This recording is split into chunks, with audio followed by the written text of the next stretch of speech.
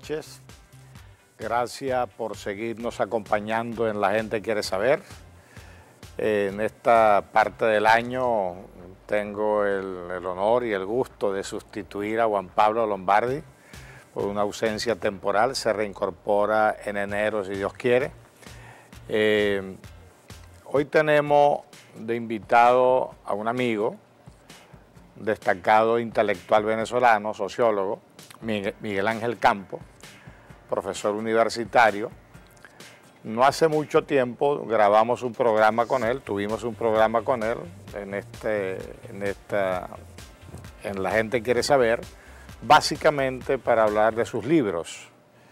Un oficio que Miguel Ángel ha tenido, diríamos, una vocación de vida que lo ha acompañado, que es el ensayo sociológico, la literatura,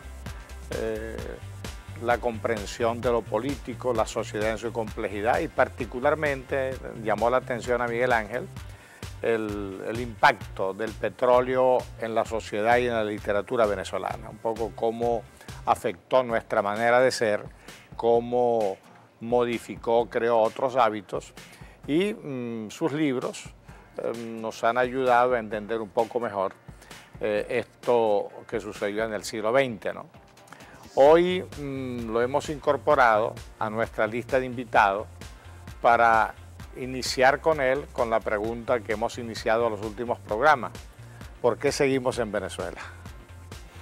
Pareciera que estamos en el límite, ¿no?, de una catástrofe, pero siempre hay tiempo para la pausa, para la reflexión. Justamente es lo que nos salva del caos, ¿no?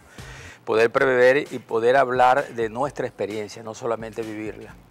Efectivamente, uno entiende que la gente que se va es resguardando la vida, ¿no? Es decir, son carreras contra el tiempo, pero también ejercicio del sentido común y el instinto, ¿no? Familias enteras, profesionales, gente que incluso había construido en el país escenarios de responsabilidad importante. Y la pregunta, ¿por qué algunos no nos vamos? Yo diría que no me voy porque yo necesito resguardar más que la vida, es decir, de eso que justamente estaba hablando usted en este instante, una tradición de representación de la sociedad, experiencia intelectual, trabajo creador, representación, compromiso con una tradición, con el gentilicio, de tal manera que a mí eso me retiene en el país. No tengo muchos lugares donde ir en el mundo, pero efectivamente el vínculo con una experiencia que va más allá de la pura vitalidad de la vida como rutina del día, esa experiencia es, bueno, el proceso de aprendizaje y de comprensión de un país. Yo sigo escribiendo, sigo leyendo, sigo debatiendo, sigo en la disidencia, no en una oposición del día, sino, bueno, cuestionando justamente ese pasado que nos trajo a un presente y entender el presente a partir del origen, es decir, qué ocurrió, de dónde salimos, de dónde vinimos, de tal manera que yo respondería sí, efectivamente, eso es lo que me retiene a mí en el país y que retiene, entiendo, a muchos. Sí, o sea, ya certificado por organismos internacionales serios, ya se habla, porque anteriormente se especulaba cuántos venezolanos se han ido, están afuera, ¿no? Uno hablaba hasta de 5 millones. Realmente, aparentemente, ya de manera oficial, se puede hablar de un éxodo impresionante de 3 millones de personas. Un éxodo que empezó en los últimos años, pero particularmente agudizado del año 14 para acá, del 17 para acá, o sea, los últimos 2 años, ¿no? 3 millones es mucha gente. Sí. Sobre una población que ronda los 30 millones de habitantes. Como el 10%, ¿no? Sí. Y en la misma información se decía que somos la sociedad, el segundo éxodo más numeroso en este momento en el mundo, después de los refugiados, exiliados y emigrados sirios, que llevan una guerra, si no me equivoco, 7 años, 9 años, ¿no? Nosotros en teoría no estamos en guerra. Y venimos de un país que se jactaba de tener la economía más próspera del continente, ¿no? Y de pronto resulta que en 20 años y en los últimos 5 años todo eso ha desaparecido y ha creado este fenómeno que todavía nosotros quizás no estamos en capacidad de calibrar el impacto en cualquier sentido que va a tener sobre la sociedad venezolana, ¿no? Bueno, lo importante es eso, que hay razones para irse, hay razones para quedarse, ¿no? Ahora, dentro de las razones que tenemos para quedarnos, es un plano netamente de compromiso intelectual y político, o sea, aprender, hablabas de aprendizaje y testimoniar. Yo creo que eso es fundamental. En ese sentido, o sea, ¿cuál ha sido? Porque no se trata solamente de un problema personal. Yo acabo de leer tu trabajo en el Nacional, el papel literario, el prontuario de... El prontuario de la muchedumbre. Bueno, ahí tú haces un alegato importante que yo comparto, una visión muy crítica de las responsabilidades que tenemos todos en todo lo que viene sucediendo en Venezuela. ¿Pudieron un poquito referirnos a este trabajo? Yo creo que la responsabilidad colectiva es clave para entender el drama venezolano. Desde el año 36, cuando el país se refunda, efectivamente tenemos el gran escenario del petróleo para producir bienestar y generar la modernización que el país necesitaba. Eso efectivamente se hizo y hay unos actores visibles. Esos actores son los partidos políticos, esos actores son formas larvales de la democracia, las clases que ya existían y un fermento optimista, el horizonte del petróleo, la necesidad de restaurar lo civil, una ciudadanía que estaba un poco, no solamente colapsada, estaba absolutamente desprestigiada, y se hizo recaer todo el peso en la gestión del Estado, el Estado administrador incluso, no el Estado tutor, sino el Estado que administra una riqueza, ¿no? Y yo no diría que lo hizo mal, lo hizo bien. ¿Por qué? Porque trajo un poco de sosiego a esos grupos sociales que empezaron a obrar con una cierta posibilidad de generar bienestar. Desde las clases sociales, las que existían hasta las nuevas que aparecen, la clase media que se construye con el petróleo, hasta, bueno, los partidos políticos que hicieron su trabajo, incluso los empresarios que tienen una deuda importante pendiente con esa responsabilidad.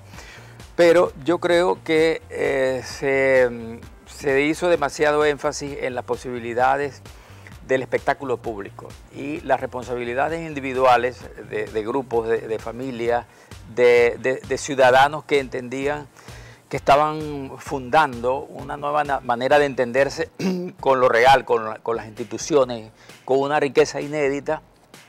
Eso no llegó, eso sería la verdadera modernidad, ya no la modernización de actualizar materialmente el país, sino de crear un tejido intangible, es decir, la modernidad, para entenderse con esa novedad. Yo creo que eso no ocurrió. Continuamos en el próximo segmento con Miguel Ángel Campos, conversando sobre cosas, a mi juicio, importantes para entender el momento presente y particularmente vamos a seguir insistiendo en ese punto, cuál es nuestra responsabilidad personal y colectiva en este drama venezolano que genéricamente llamo la crisis nacional.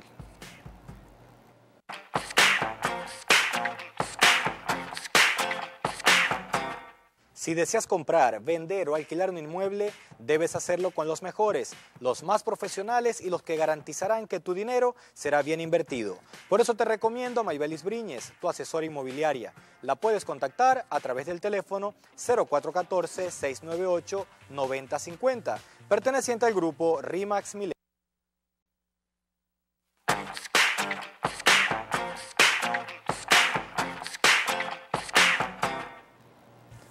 Seguimos con Miguel Ángel Campos, sociólogo,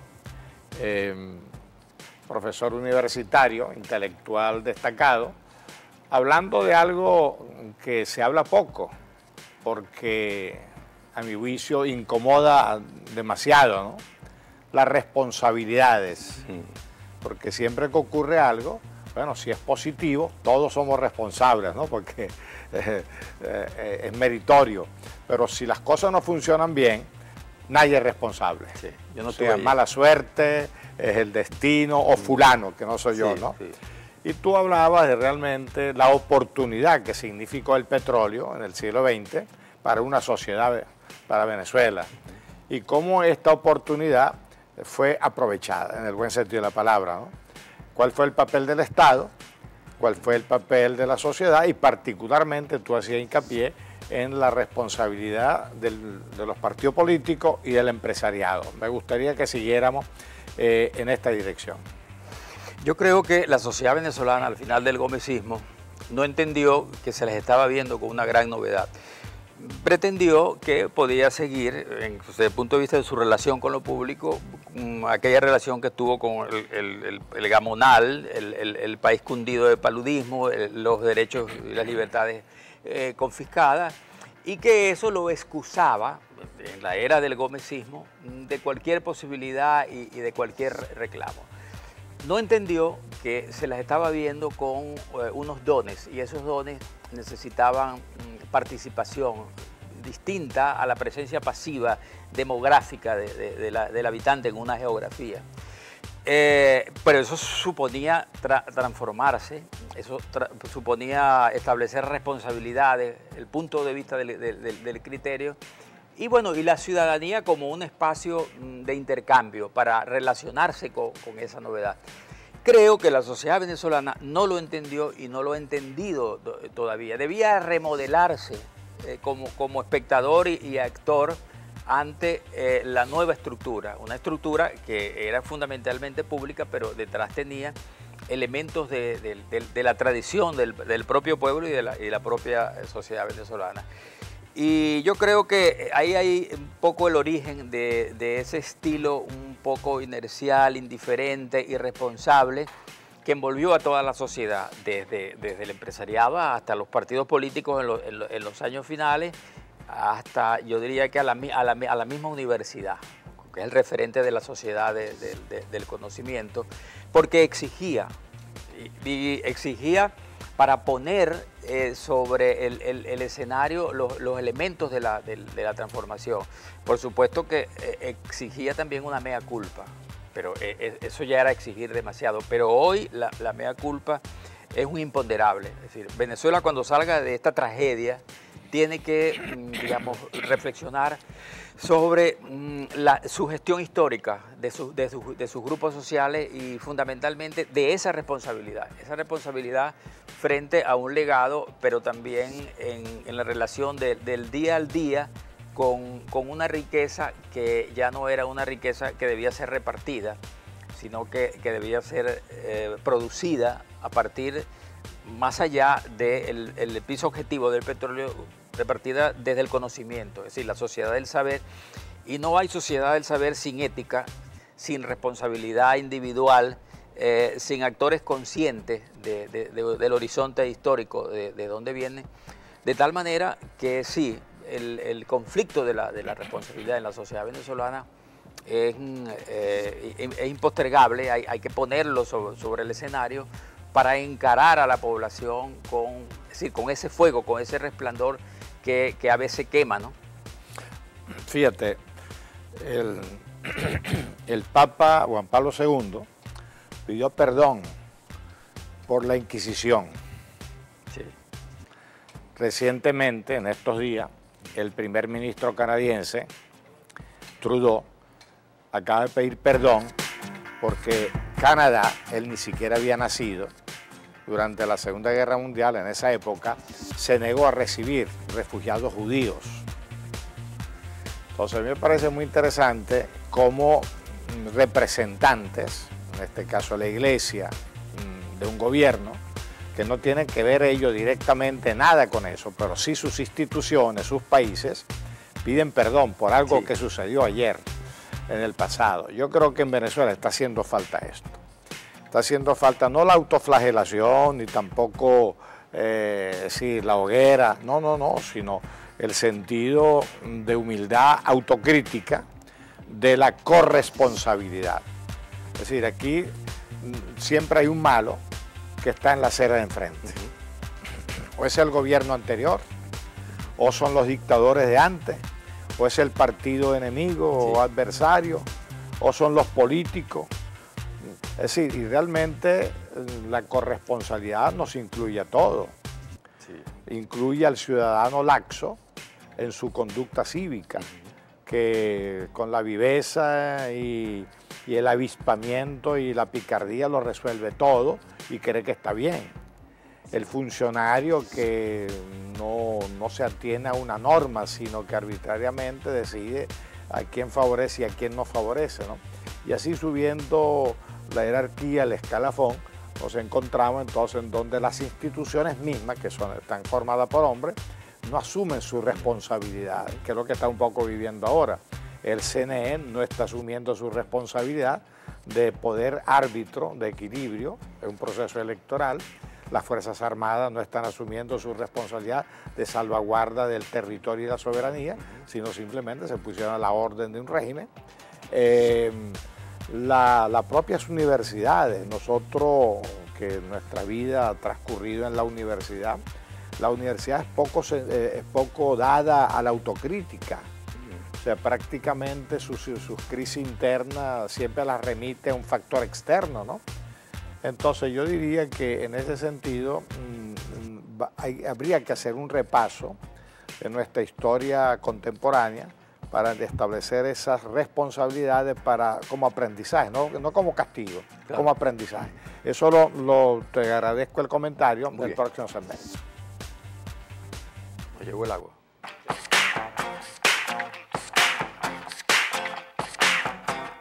Habitamos un espacio y ese espacio lo compartimos con otros. Por eso debemos juntos lograr vivir en armonía entre nosotros y con el ambiente. La Fundación Casa Común es una organización sin fines de lucro que busca incentivar la solidaridad, el respeto y los valores que nos fortalezcan como sociedad, así como promover el cuidado del medio ambiente. Síguenos en nuestras redes sociales. Súmate porque juntos hacemos más.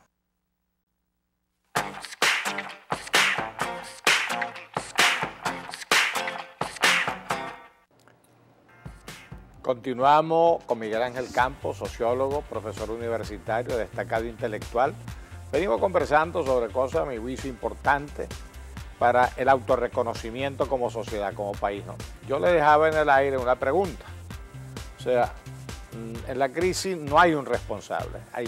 Somos muchos los responsables en términos sociales de la crisis y de los problemas nacionales. Entonces, el reconocimiento de las responsabilidades como aprendizaje. Interesa ver en el momento actual cuáles son los elementos que no son de última hora. Es decir, lo que hay en el drama venezolano de este momento contiene variables de último momento, sin duda. Pero el piso estructurado está conformado por elementos que siempre estuvieron allí. De tal manera que mientras no hagamos ese diagnóstico y no detectemos cuáles son esos factores estables, determinantes, que se conjugan con la novedad perversa del último momento y producen un cuadro, la Venezuela colapsada, desarticulada que tenemos hoy, no vamos a ir muy lejos. A mí me interesaría, por ejemplo, tratar de entender el culto de la sociedad inocente, que eso está en el discurso del populismo. Es decir, la sociedad es culpada de igual que el buen salvaje. Bueno, es que viene, ¿no? Doctrinariamente viene de allí, del buen salvaje. Es decir, la sociedad no tiene responsabilidades porque, bueno, eso le tocó a las instituciones, al Estado, pero básicamente en la historia reciente venezolana, que es la constitución de la democracia de partido, la institucionalización de la beligerancia y de la participación, votaciones, elecciones, programas sociales y electorales, el pueblo aparecía como un objeto inerte, pasivo, ante el que se mostraban todas las variantes para que él eligiera. Pero era una manera de proclamar que era una sociedad que no era beligerante, una sociedad que no tenía responsabilidades en lo que era Venezuela y en lo que iba a ser, sino que era, digamos, una especie de gran masa que lo decidía todo a través del ejercicio político electoral, pero que no tenía responsabilidades. Pero está en el discurso del populismo no indicar cuáles son las tareas de ese pueblo más allá del ejercicio electoral, porque eso suponía enjuiciar la tradición del proceso venezolano, de la gens, de los grupos sociales, de su concepto de bienestar, de su concepto de riqueza, su imaginario del poder, de tal manera que eso sigue presente. Es decir, a la hora, en este momento, de hacer un intento de salvar a la sociedad venezolana, digo, de buena fe, siempre se va a tener presente esa idea de que el pueblo no tiene responsabilidades en el drama que construyó.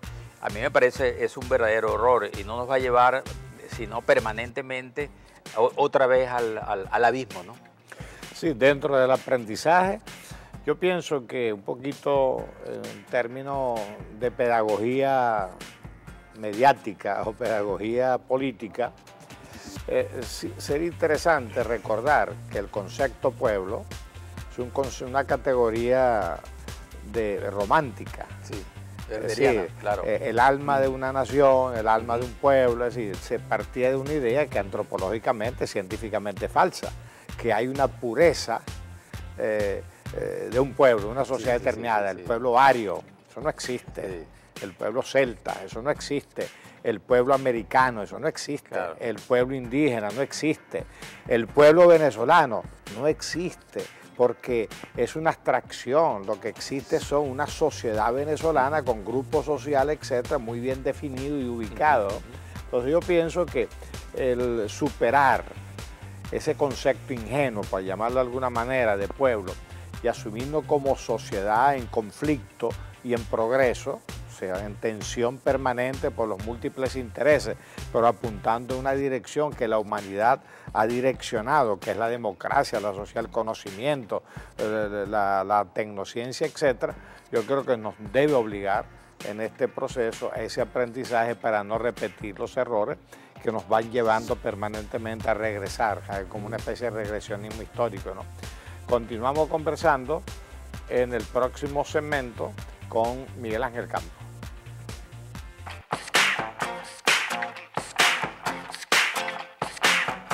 Charcutería y Víveres La Chinita, donde encuentras todo lo que necesitas. Estamos ubicados en el barrio La Chinita, en la calle 113, frente al ambulatorio La Chinita.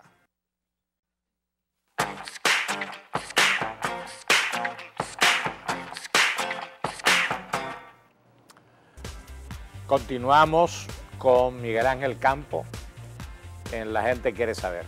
Estamos conversando sobre nosotros, sobre nuestra sociedad, las debilidades conceptuales de la palabra pueblo y cómo realmente en la modernidad habría que hablar de sociedad y la identificación de sus componentes, sus grupos, etcétera, etcétera, ¿no? Y decíamos que era necesario para la autocrítica y el aprendizaje, para que al salir de esta crisis, no pasado un tiempo volvamos a recaer, ¿no? Eso sería el peor escenario. Recientemente visitó Maracaibo Eduardo Fernández, un conocido político venezolano, a presentar un libro con un título que él, lo dijo, toma de Mario Briceño Iragorri, La traición de los mejores. El libro, creo, si no recuerdo mal, fue publicado en el año 50, o sea... Es un ensayo del año 53, del 53. La traición de los mejores. Sí, un ensayo largo. Sí, un puente ahí en la crisis precisamente en aquel momento entre Gallego y Pérez Jiménez, el golpe de Estado, el asesinato de Chalbó, etcétera, ¿no? Pudiéramos, y recomendó además, digo, bueno, que habría que volver a leer lo afirmativo venezolano de Augusto Mijares, Pocaterra, como testimonio frente a la dictadura de Gómez y tal. ¿Qué valor ha tenido, tiene esta literatura, o qué valor tendría que la volviéramos a leer, y si no la hemos leído, que la leyéramos frente a la situación actual? Sí, muy bien. Ese ensayo dio algunos nombres, Briceño Iragorri, Mijares, sigue representando el gran diagnóstico todavía de una identidad, de la identidad venezolana que no es coyuntural.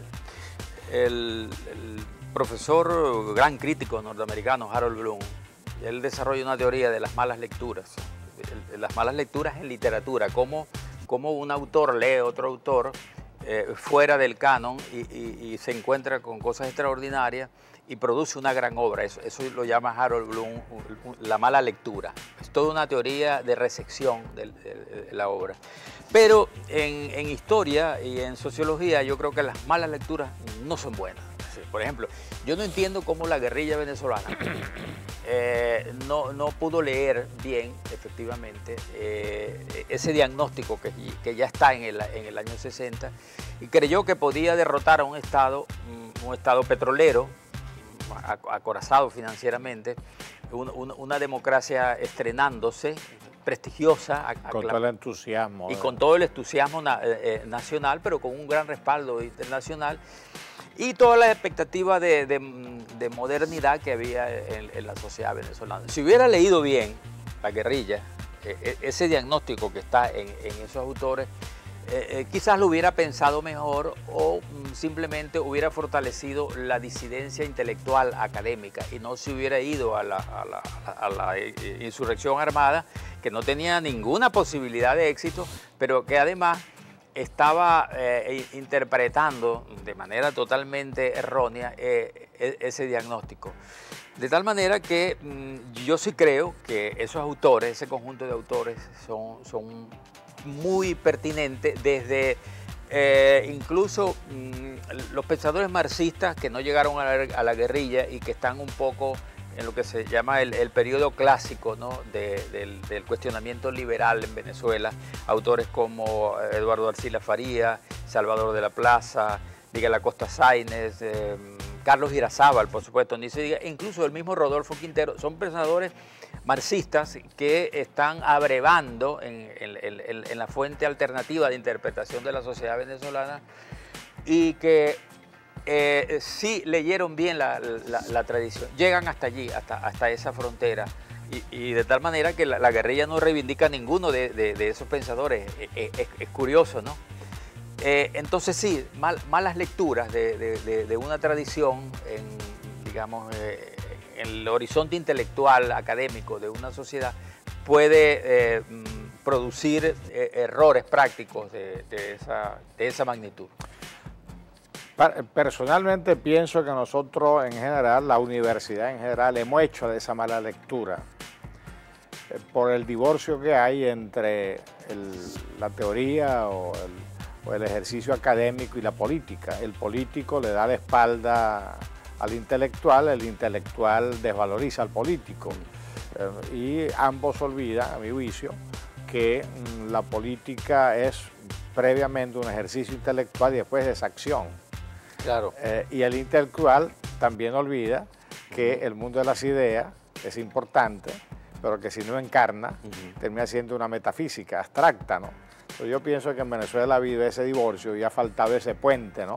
Que ojalá como aprendizaje estos años nos ayuden a entendernos en esa dirección y crear ese diálogo político-intelectual que a mi juicio está haciendo falta, ¿no? Acaba de fallecer recientemente Teodoro Pekov, que tenía la particularidad de ser identificado por quienes lo conocían y quienes lo conocíamos y lo respetábamos como un intelectual y un político, porque era un hombre leído, era de los pocos políticos venezolanos que iba al cine, que leía, escribía libros, sí, sí, y mantuvo una vida de acción política, ¿no? Pero él formó parte de un grupo, una generación, el viejo Partido Comunista, que después se desgajó en varios grupos, pero que constituyó, estamos hablando del 36 para acá, ¿no? Del siglo pasado, constituyó lo que diríamos la izquierda venezolana. Bueno, ¿cuál sería la sorpresa? Que la izquierda venezolana terminó en esto. O sea, ni hicieron la revolución bolchevique en la ortodoxia, ni hicieron la revolución nacionalista tipo el PRI mexicano, la revolución mexicana. No llegan al poder detrás de un grupo militar golpista, tratan de montar un régimen, en teoría de izquierda, vinculado a los íconos de la izquierda, o sea, China, Rusia, Cuba particularmente, y resulta que el venezolano de a pie nos damos cuenta pues, que esto es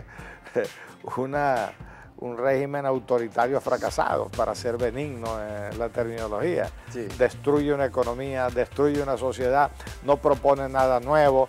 La única novedad es que son tan corruptos más que los viejos corruptos. Sí. Entonces sería interesante iniciar esta discusión, ¿no? El papel de la izquierda en la historia venezolana. Sí. Bueno, Pekov es el representante emblemático de la izquierda ilustrada venezolana, que él se hace mea culpa, él toma distancia y interpreta desde, digamos, el escenario de la democracia liberal, de la institucionalidad, de la democracia de partidos, de una cierta modernidad de intercambio. Interpreta lo real social. Él rompe con la Unión Soviética con su libro Checoslovaquia, Problema del Socialismo. Sí, y se abandona el MAS, partido que él funda, por no apoyar a Hugo Chávez, que su partido lo estaba apoyando en ese momento, ¿no? Sí, claro, yo creo que eso lo limpia y hace que su figura se separe espléndidamente, ¿no? No me cabe ninguna duda. Pero en todo caso, la Venezuela actual tiene detrás un programa, una doctrina, eso es la izquierda, digamos, marxista, mal interpretada o bien interpretada, no sé, pero lo que vayamos a buscar detrás del chavismo, hoy vamos a conseguir siempre doctrinalmente eso, de tal manera que es una responsabilidad clara y eso que produjo, bueno, lo acaba de decir, benignamente, una sociedad fracasada, una sociedad destruida, ¿no?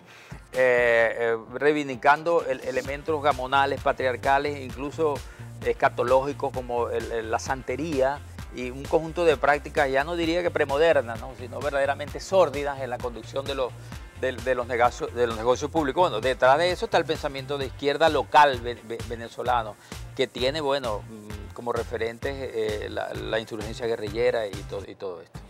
Sí, o sea, pensar que un inspirador doctrinal sea Zamora o Maizanta, realmente para los pelos, ¿no? Sí. Regresamos con Miguel Ángel Campo el próximo y creo que último segmento, y vamos a tratar de aterrizar un poquito en la coyuntura política actual, porque si hay algo que inquieta a todos, nos inquieta a todos, es la confusión.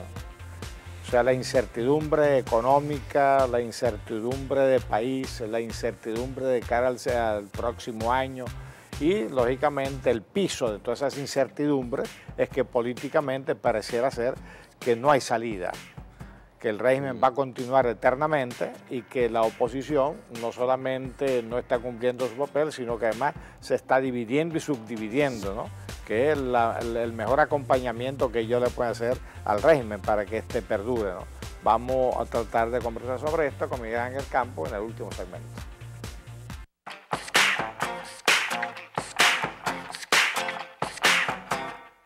Para sentirte bien, no basta con un buen régimen alimenticio, debes tener un buen régimen de ejercicio. ¿Y qué mejor lugar que Aloft Gym? Un gimnasio con las máquinas más modernas y actualizadas, un personal de entrenamiento altamente profesional. En Aloft Gym encontrarás distintas actividades adaptadas a tu necesidad. Estamos ubicados en el centro comercial Flamingo Beach, en Isla Dorada. Para mayor información, puedes contactarnos a través del teléfono 0261-744-4708.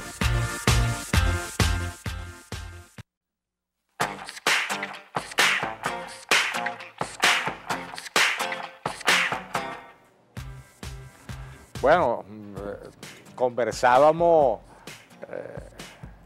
entre negro y negro, como se dice, sobre la fluidez y la rapidez con que ha transcurrido el programa.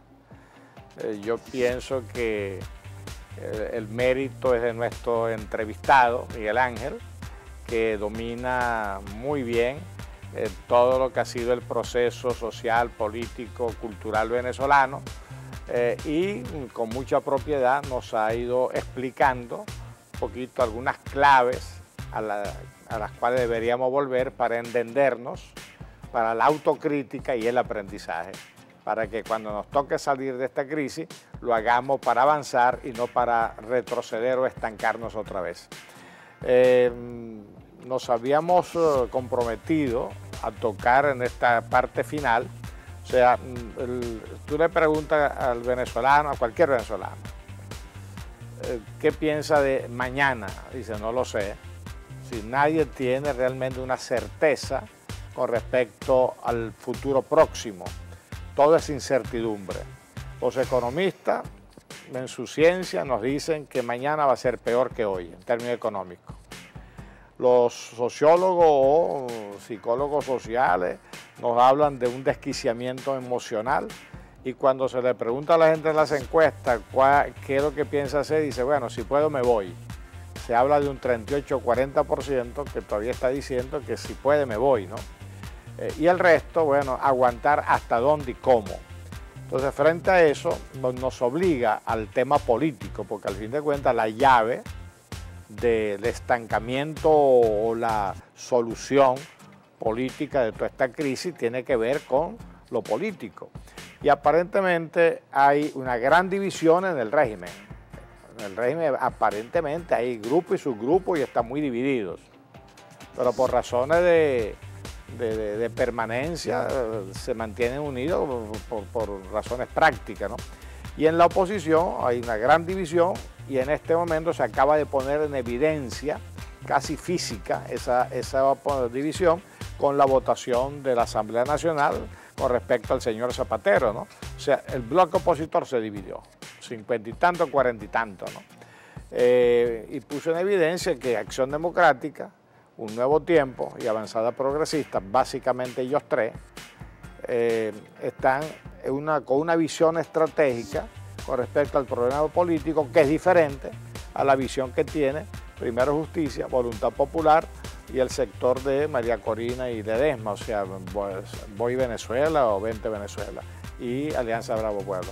Bueno, esto a mi vicio es real, hay que asumirlo como real, pero no es la mejor noticia, en cuanto que en teoría se piensa que debería haber una gran unidad democrática para lograr un cambio político de manera democrática y que permita que el chavismo siga siendo fuerza política, pero dentro del juego democrático, la pluralidad. Y después vendría la reconstrucción del país. Es decir, claro, a nivel esquemático luce sencillo. ¿Cómo ves tú esta complejidad? Bueno, un poco empezando por el presente más inmediato. En el lenguaje de la marinería hablan de la calma chicha, cuando no hay viento en el mar, en la época de la navegación de vela, obviamente, y el barco está estancado, no va para ninguna parte. Significa que no depende del propio barco la posibilidad de definir un rumbo, ¿no? El caso de Venezuela es que ha habido todas las crisis, digamos, imaginables, humanitarias, económicas, de salud, laborales, demográficas, pero no ha habido crisis política. Es decir, la crisis política tiene que ver con la fractura del poder. Y en Venezuela esa fractura hasta ahora no ha aparecido, sencillamente porque el chavismo desde el comienzo, y eso lo hemos conversado bastante, penetró el estamento militar, las logias que vinieron operando desde antes del intento de golpe del 92.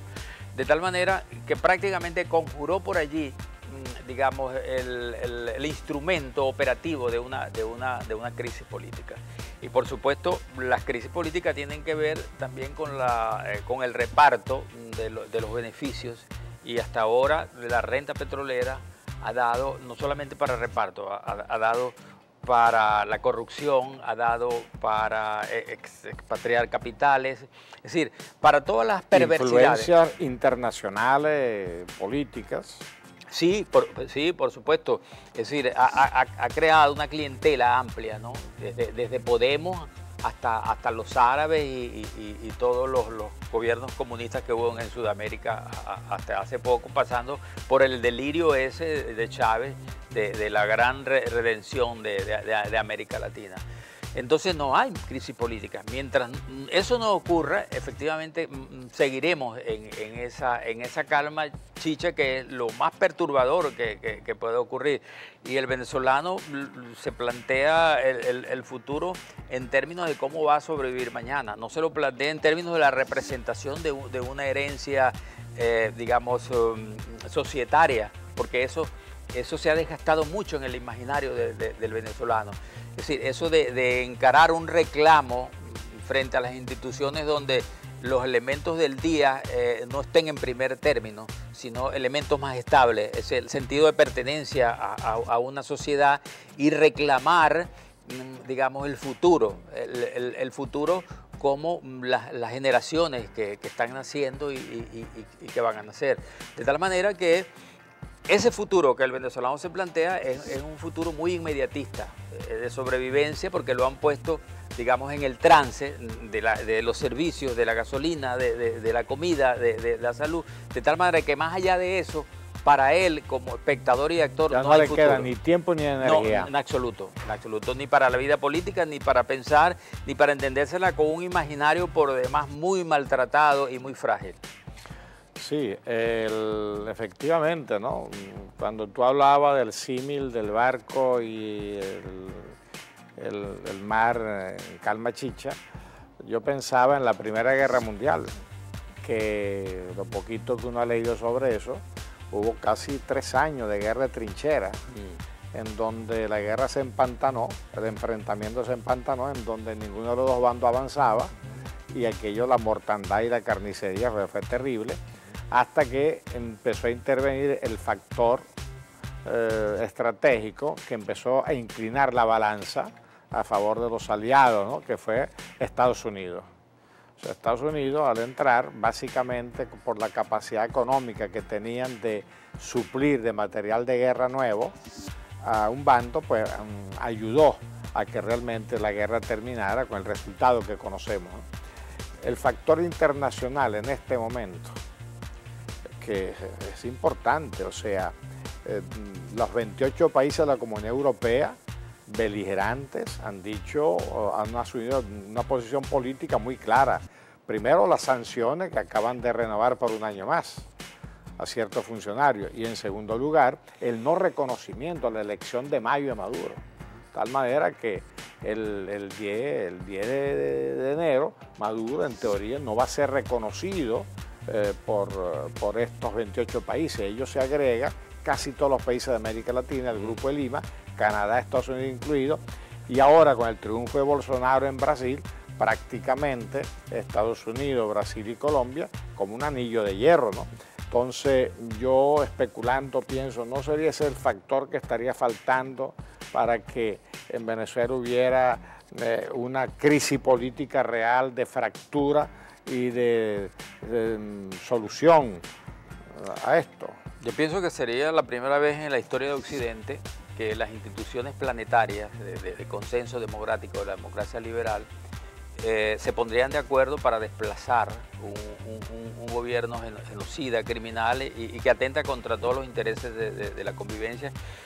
La vía novedosa sería esa, justamente. Ya no invasión, ya no un choque frontal, ya no vérselas con población civil, sino un acuerdo de gran alcance donde, digamos, fuerzas materiales, ejércitos, persuadan a través de amenazas concluyentes para, digamos, producir un reacomodo en la región, y que ese reacomodo representaría nada más y nada menos que el fin de un genocidio. Y para nosotros la recuperación del juego democrático, de eso se trata.